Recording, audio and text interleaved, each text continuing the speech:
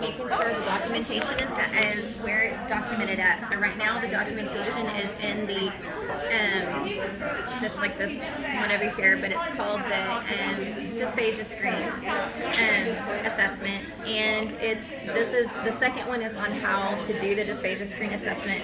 The biggest thing is making sure that after it's been done, it is documented so that doctors, speech therapists can go back in and kind of see when they failed and if there's any other comments or kind of indicators on when that was done.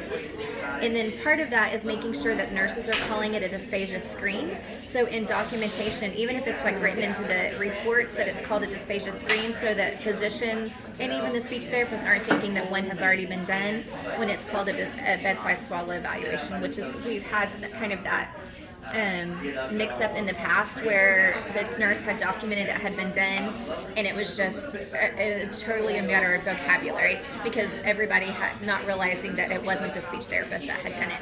So nurses will call it a dysphagia screen, the speech therapist will call it a bedside swallow evaluation, and that's the difference between a screen and evaluation as well.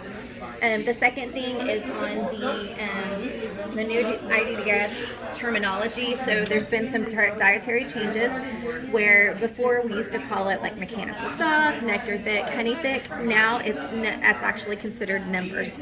This is a worldwide system that everybody is moving to across, like all speech therapists across the world. And dietitians, so that everybody's on the same page as far as what we actually call a diet.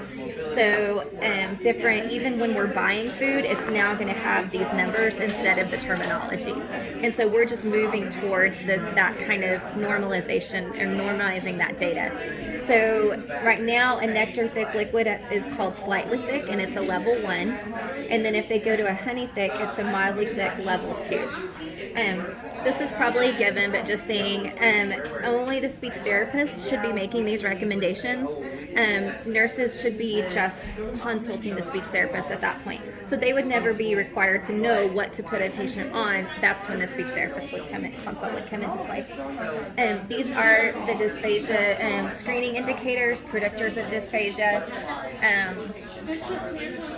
I think I've said all the 3 things I needed to say, and just making sure that if you have any questions, please let speech therapists know. We love to share information, and we love to make sure that the patients are being assessed appropriately and being able to be seen. I think I took pictures of all this, but I'm not sure.